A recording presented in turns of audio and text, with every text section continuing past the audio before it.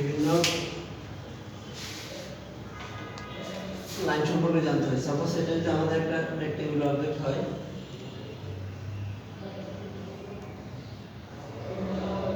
এটা হচ্ছে তোমার আমাদের ঘনবস্তু, ঠিক আছে, কিউব। এখন কিউবের মাঝে যদি একটা সার্কেল থাকে, একটা সার্কেল হোল, ঠিক আছে, উপর থেকে একটা সার্কেল দেখা যাচ্ছে, বাট এটা টপ টু বটম একটা হোল আছে, ঠিক আছে। এই ড্রয়িংটা যদি আমরা এই পাশ থেকে দেখি, এটা হচ্ছে যে ফ্রন্ট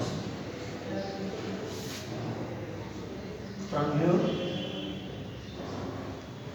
যদি এখান থেকে আমরা দেখি, এটা হলো কি টপ ভিউ, তাই না? Top view. তখন এটা হবে কি আমাদের রাইট সাইড, ঠিক আছে। এখন দেখো আমরা যদি টপটা টপ ভিউ উপর থেকে দেখি, কি দেখতে পাবো? আমরা দেখতে পাবো হচ্ছে তোমার একটা রেক্টেঙ্গুলার অবজেক্ট দেখতে পাবে, ঠিক আছে। একটা কিউব যদি এটা রেক্টেঙ্গুলার হয়, দৈর্ঘ্য প্রস্থ যদি ডাইমেনশনে চেঞ্জ থাকে, তাহলে রেক্টেঙ্গুলার অবজেক্ট হবে। আর যদি প্রত্যেকটা আর্ম যদি একই হয়, বাহুগুলো সমান হয়, তাহলে স্কয়ার হবে। তো সাপোজ আমরা ধরলাম এটা একটা রেক্টেঙ্গুলার অবজেক্ট। এখন উপর থেকে দেখলে আমরা কি দেখতে পাবো? এরকম একটা রেক্টেঙ্গেল, আর মাঝে একটা হোল দেখতে পাবো, তাই না? জি, একটা সার্কুলার হোল দেখতে পাবো না? তখন এই সার্কেলের সেন্টার লাইন দিয়ে আমরা এটা বুঝাবো।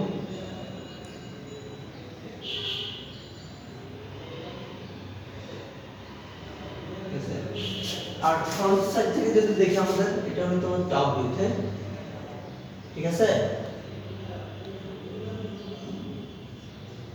আর ফ্রন্ট থেকে দেখলে দেখো এরকম একটা অবজেক্ট দেখবো। এখন দেখো এই যে টপ টোটাল বডিতে এই হোলটা আছে, ঠিক আছে। এই হোলটাকে আমরা এখান থেকে দেখতে পাবো, বাট একটা হোল আছে না, এই জন্য আমরা এটা তোমার হিডেন লাইন দিয়ে আমাদেরকে ডটেড লাইন দিয়ে আমাদেরকে দেখাইতে হবে। দুই পাশে ডটেড লাইন হবে, আর সেন্টার বরাবর সেন্টার লাইন হবে, ঠিক আছে। জি স্যার।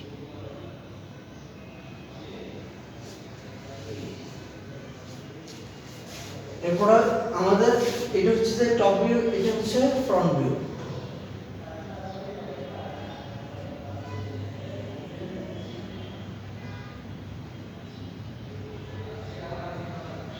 আর রাইট সাইড ভিউটা কেমন দেখা যাবে? মোস্ট লাইকলি ফ্রন্ট ভিউর মধ্যে দেখা যাবে না?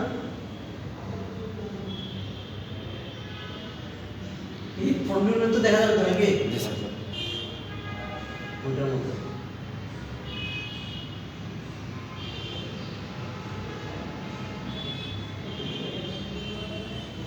এখন একটা বিষয় দেখো তো, এটা হচ্ছে রাইট সাইড ভিউ। এই যে কোন লাইনটা কি নামে আমরা চিনব, এই যে ডাইমেনশনিং যদি করি আমরা, তাহলে দেখো এটা হচ্ছে কি আমাদের সেন্টার লাইন, ঠিক আছে। Centre line.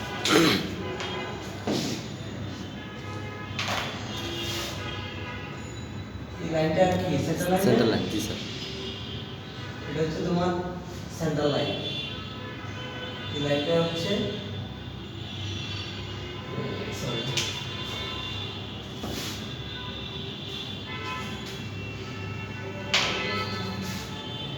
লেটার লাইন দেখো তো লেখে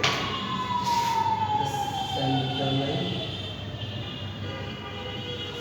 তারপরে এই যে ডাইমেনশন আছে না, এটা একটা সার্কেল আছে, ঠিক আছে। তাহলে এই সার্কেলে একটা ডায়ামিটার আছে না, এই ডায়ামিটারটা যদি দেখাই, ঠিক আছে, তাহলে আমাদেরকে এটা হচ্ছে ল্যাডার লাইন। এই লাইনটা হলো ল্যাডার লাইন বলবো, ঠিক আছে, লাইনটাকে। তারপরে ডায়ামিটার হলো 25। আর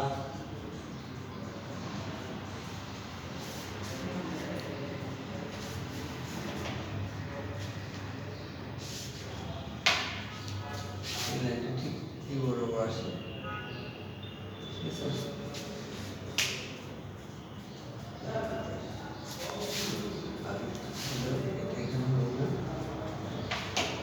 জাস্ট এটা পরিধিকে টাচ করে দেখা যাবে, বাট সেন্টার লাইন বরাবর অ্যারো হেডটা থাকতে হবে। এরপরে এই যে লাইনটা আছে তোমার, এটা আমরা সেন্টার লাইন বললাম, এটা হচ্ছে যে আমরা যে ডায়ামিটার দিয়ে বললাম এটা হচ্ছে তোমার ল্যাটারাল লাইন। আর এখন আমরা এই ডায়ামিটারটা আরেকভাবে দেখাইতে পারি, ঠিক আছে? ডায়ামিটারটা যদি এইভাবে না দিয়ে আমরা এইভাবে দেখাইতে পারতাম, এইভাবে নিয়ে দেখাইতে পারতাম, ঠিক আছে? এভাবে দেখাইতে পারি। এখানে সাপোজ 25 মিলিমিটার। এই যে এখন এই টোটাল রেক্টেঙ্গুল অফ দ্য এই আর্মের ডাইমেনশন দেখা যাবে না? সাপোজ এইভাবে এখানে কয় মিলিমিটার গ্যাপ থাকবে, তো সাপোজ এটা হলো আমাদের 100 মিলিমিটার। তখন এই যে দুটো লাইনের পাশে আমরা এক্সটেনশন করলাম না, এটা নাম হচ্ছে এক্সটেনশন লাইন, ঠিক আছে? Extension line.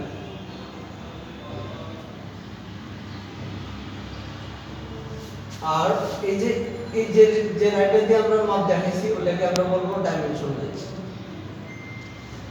ঠিক আছে?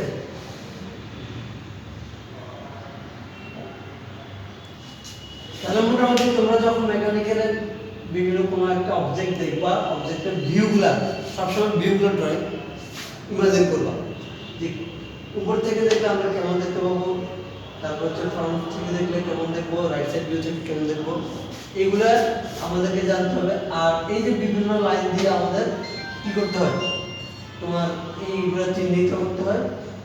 এরপর হচ্ছে যে আমরা যদি সেকশন মানে এটাকে কাট করি, ঠিক আছে? সাপোজ এবার আমরা এটাকে কেটে দিলাম, এবার আমরা এটাকে কাটলাম, ঠিক আছে? কেটে দিলে কেমন দেখা যাবে? তখন এরকম একটা অবজেক্ট দেখা যাবে, বাট তখন এই সার্কেলের হোল বরাবর এরকম দুটো লাইন দেখা যাবে, লাইন দেখা যাবে। আর যেহেতু এটা সার্কেল ছিল এখানে একটা, এই জন্য আমাদের একটা সেন্টার লাইন দিয়ে আমাদের কেটে দেখা যাবে, ঠিক আছে? আর যেহেতু সেকশন করলে সেকশন লাইন দিয়ে দিতে হবে। সেকশন লাইনগুলো একটা একটার সাথে 45 ডিগ্রি অ্যাঙ্গেলে থাকে, এরকম সেকশনগুলো দিতে হবে।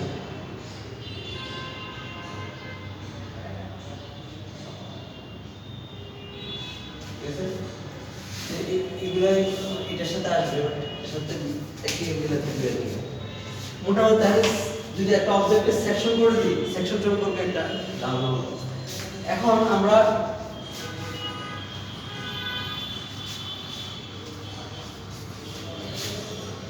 তো মেকানিক্যাল ওয়ার্কশপ প্র্যাকটিস যদি করি, ওখানে যদি আমরা একটা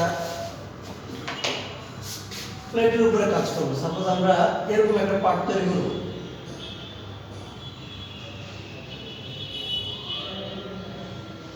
ঠিক আছে? এরকম একটা পার্ট, তারপর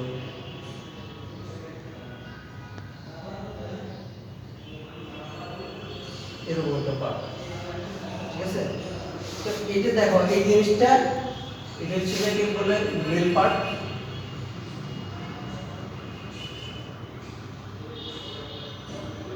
আর এটা হচ্ছে ফিমেল পার্ট।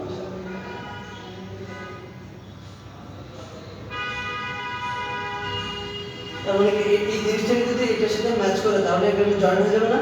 এই জিনিসটাই বড় হবে। এখন এটা যদি আমরা তৈরি করতে হয় তাহলে আমাদের কি লাগবে? একটা প্লেট, মেটাল প্লেট লাগবে।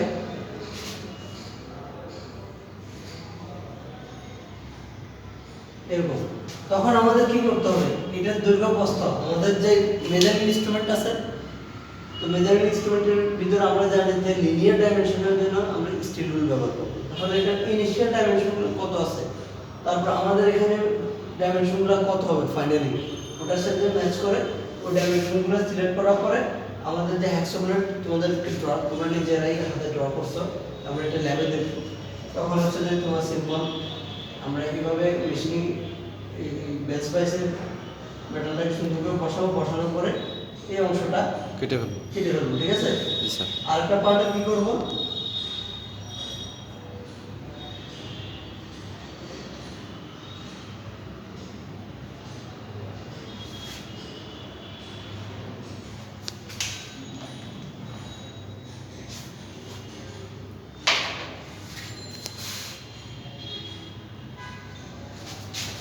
এই যে বরাবর আমরা সেম ডাইমেনশনটা কত হবে এটা করব, করার পরে আমরা কি করব, এই অংশটা কাটবো।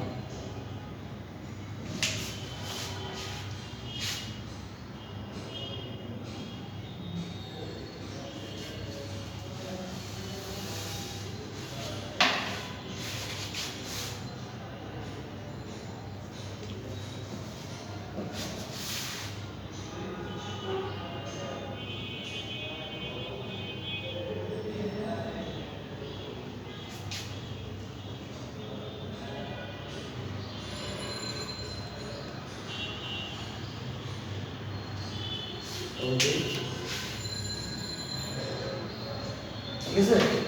তো এই জিনিসটা আমরা এরকম কেটে ফেলবো, ঠিক আছে। জি স্যার। তাহলে এই অবজেক্টটা আমরা তখন এখানে আমরা কি করে ফেলবো, এই অংশটা কাটবো, কাটলে আমাদের জমিতে ধরে এরকম একটা জিনিস হবে, তাহলে মোটামুটি এরকম একটা জিনিস দেখা যাবে, তাই না। জি স্যার। ফাইনালি এই মেটাল থেকে এইভাবে রিমুভ করার পর এরকম একটা ফাইনাল শেপ পাবো আমরা। তো এগুলো আমরা কিভাবে ল্যাবে কোন কোন টুলস ব্যবহার করব, ল্যাবে গিয়ে আমরা এগুলো দেখব। এখন তোমাদের ওই হেক্সাগোনাল নাট দেখছো না? জি স্যার। তো নাট তৈরি করতে হলে দেখো আমাদের প্রথমে একটা সার্কুলার মেটাল বার থাকতে হবে।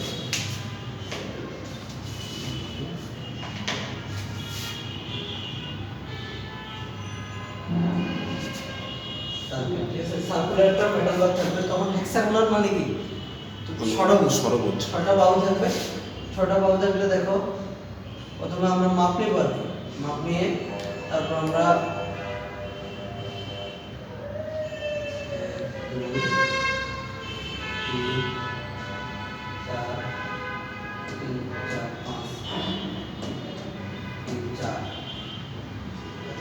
এগুলো পঞ্চভুজ হয়ে গেছে, ছটা হয়ে গেছে। তাহলে আমরা দেখো ষড়ভুজ যদি করতে হলে আমরা মাপটা ওইভাবেই নেবো যাতে করে আমাদের ছটা বাহু পাওয়া যায়, একটা, দুইটা, তিনটে, চারটা, পাঁচটা, আর এই যে এটা যে এখন যদি আমরা এখান থেকে এই মেটালগুলো অপসারণ করি, এটা কেটে ফেললাম,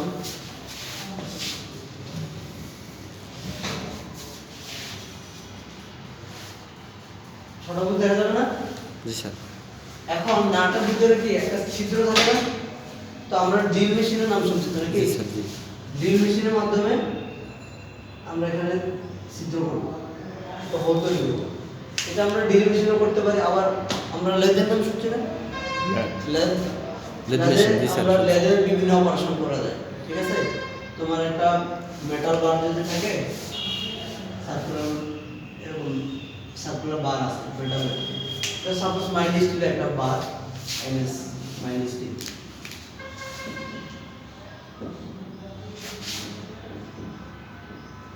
মাইনাস স্টিল একটা বার। তো এই বারের উপর আমরা লেদ মেশিনের সাহায্যে বিভিন্ন অপারেশন করতে পারবো। প্রথমে আমরা করতে পারবো সাপোজ এই মেটালটার যে ডাইমেনশন আছে, ডাইমেনশনটা সাপোজ এরকম একটা বার আছে, এটার এই অংশ থেকে আমরা হচ্ছে মেটাল অপসারণ করে এটাকে কি করলাম, এরকম চিকন হয়ে গেছে, ঠিক আছে। এটা হলো টার্নিং, ঠিক আছে। টার্নিং করলাম, স্টেপ টার্নিং করলাম, এরপর এখানে যে ফেসটা আছে না, ফেসের যে অপারেশন করবো এটা বলে ফেসিং, ঠিক আছে। তারপর হচ্ছে তোমার আগে যদি কোনো ছিদ্র করতে চাই তাহলে ওটাকে বলবো ড্রিলিং, হোল তৈরি করার জন্য আমরা ড্রিল করব। আর এরপর হচ্ছে যে অবজেক্টের ধরার সুবিধার্থে আমরা অবজেক্টের গায়ে এটাকে বলে না, ঠিক আছে। বিভিন্ন অপারেশন আমরা তোমার এরপর বোর্ডিং করতে পারবো। তো লেদের এই অপারেশনগুলো আমরা লেদ মেশিনের যে বিভিন্ন পার্ট আছে এগুলো দেখবো, দেখার পর আমরা হচ্ছে যে ফাইনালি এই প্রথমে হচ্ছে যে আমরা ম্যানুয়ালি এই সার্কুলার বার থেকে ধরো সাপোজ আমরা 20 মিলিমিটার একটা 20 মিলিমিটার থিকের একটা বানাবো, ঠিক আছে। তো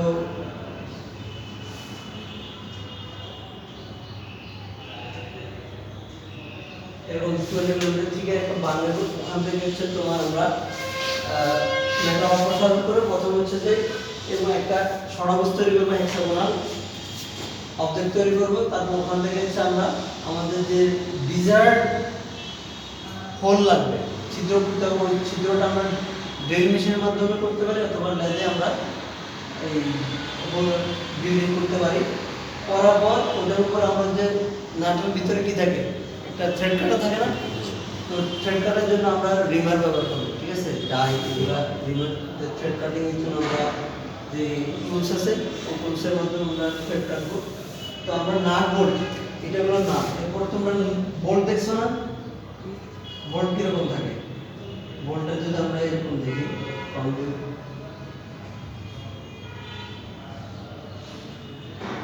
এরকম থাকে। তো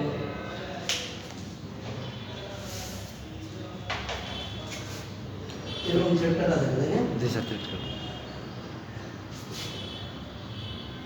এরকম থ্রেড কাটা থাকে। তো কোনো একটা অবজেক্টে আমরা জয়েন করার জন্য এরকম নাট এবং বোল্টের মাধ্যমে কি করি, জয়েন করি, ঠিক আছে। তো মোটামুটি আমরা এই বিষয়গুলো জানলাম।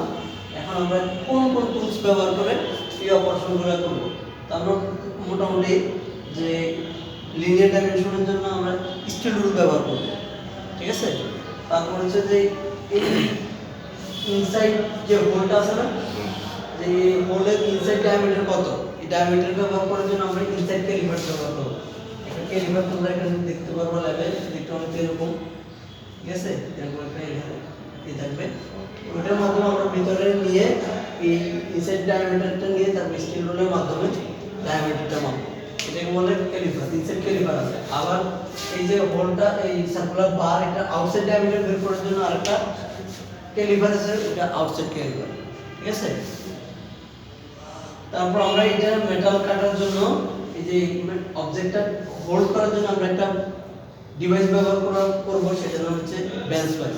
বেঞ্চ ভাইসে এটা বসানোর পরে আমরা যে প্রথমে এই যে সার্কুলার বার থেকে কত ডাইমেনশন হবে, হেক্সাগোনালের যে আর্মগুলো আছে এগুলা কত ডাইমেনশনের হবে, ডাইমেনশনিং করে সুন্দরভাবে স্কেলিং করে তারপর হচ্ছে যে আমরা এখান থেকে সুন্দর করে হেক্সাগোনাল নাম শুনছো না, এটা কেটে এই মেটালগুলো অপারেশন করব, করে তারপর হচ্ছে যে মোটামুটি এই শেপটা আসবে, এই শেপ আসার পর তারপর লেদ মেশিনে গিয়ে আমরা এই হোলটা, মানে এখানে একটা হোল তৈরি করব অথবা ড্রিল মেশিনের মাধ্যমে এটা হোল করব।